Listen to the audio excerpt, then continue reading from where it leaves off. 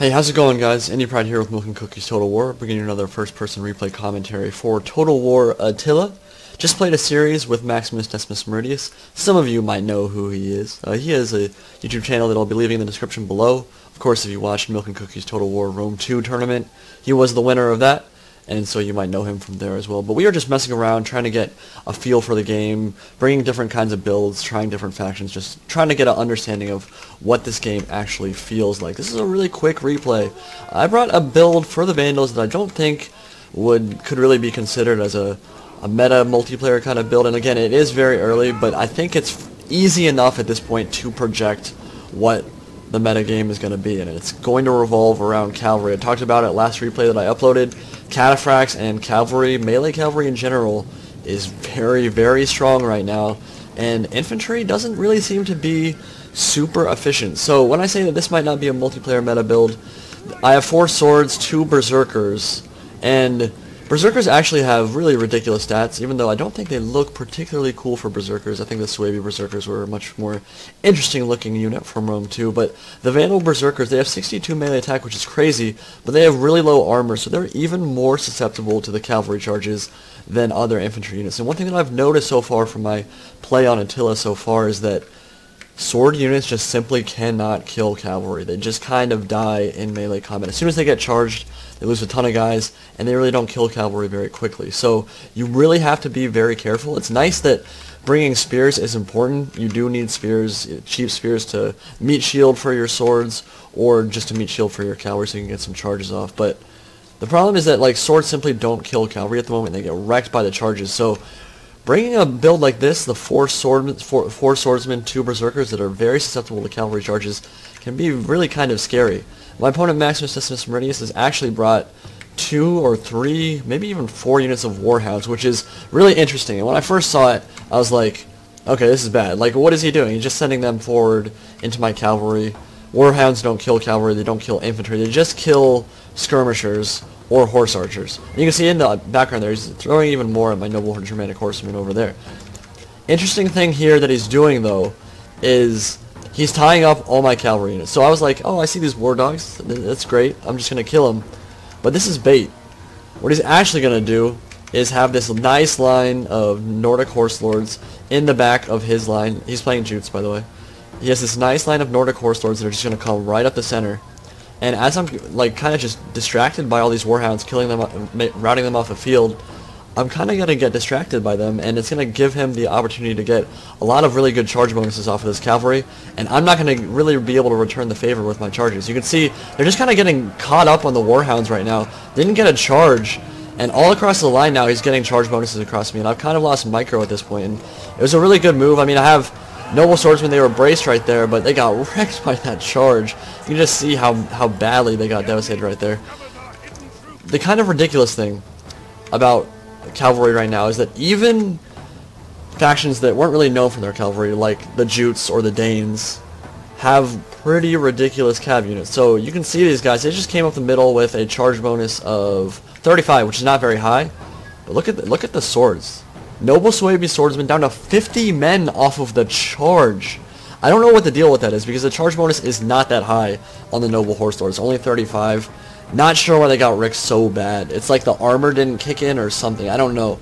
But cavalry in general is just able to do that to swords right now. So got devastated off the charge. They're already wavering. Noble Suebi swordsman, pretty expensive unit for swords, and just the Warhound's ploy was actually a really good one. He tied down all of my cavalry, prevented me from getting good charge bonuses, and I'm kind of getting wrecked at the moment. None of these engagements are going well. Now, I do have one Royal Suebi cavalry shot cav in the back here messing with the Husk girls, and again, against axe units that don't have a bonus versus large, should be able to wreck them, and then pull out and try to get some hammer and anvils into this flank right here. But really, not going well for me at the moment. A lot of my cavalry is already routing, and just not going well. So I think the Warhounds was, for only 100 talents, you're able to just tie down enemy cav units and make sure that you get the charge bonus. So that might be something that you see more often. Warhounds were almost never brought in Rome 2, but really good move from Maximus, Decimus, and Meridius there, and it wrecked my line.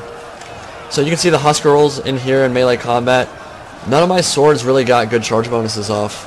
Berserkers got wrecked off the charge by some of the cavalry units.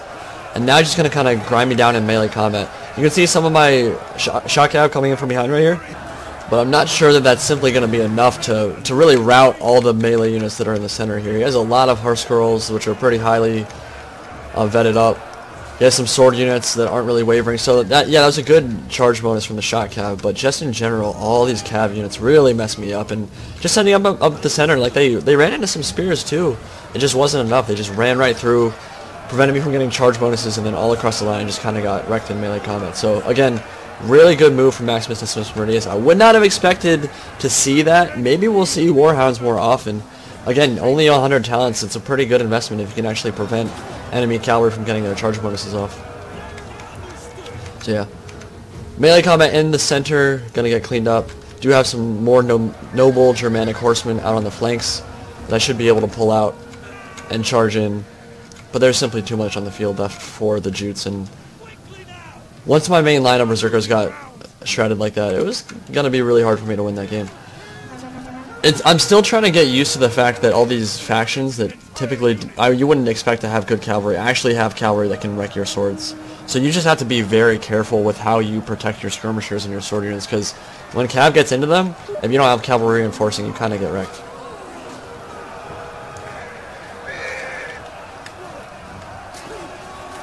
Yeah, just going to be grinded out here.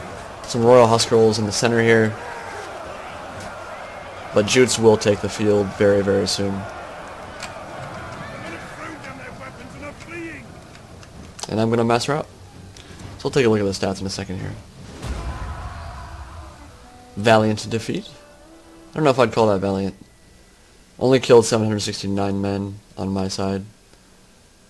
He managed to kill 968 and really did cause a lot of mass routing right there.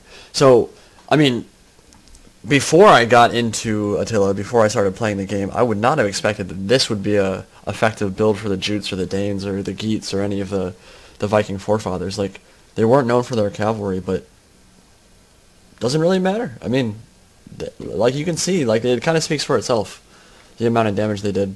And the Warhounds did absolutely no killing, but 400 talents to prevent all of my cav units from getting charges off. Definitely worth it. And you can see his Huskarls just wrecked in melee combat right there. But yeah, my Berserkers, 43 kills, 21 kills, 12 kills, 46 kills. Not very good. It was just my cavalry that did all the killing for me. Really well played from Maximus, though. We have a bunch of more battles that I'll probably be uploading some of them. We played 5 battles. I think he won 3. I won 2. He crushed me in the first game that we played and beat me in this one. And then I won a couple. But again, we're just kind of going back and forth right now. Like, at the moment, this isn't really about skill at all. It's more focused on just trying to figure out what kind of builds are effective or not. And the most important thing we figured out so far is that swords are glass. They break very, very easily. And cavalry is kind of taking over the field at the moment. Hope you guys enjoyed. Bringing you some more content soon.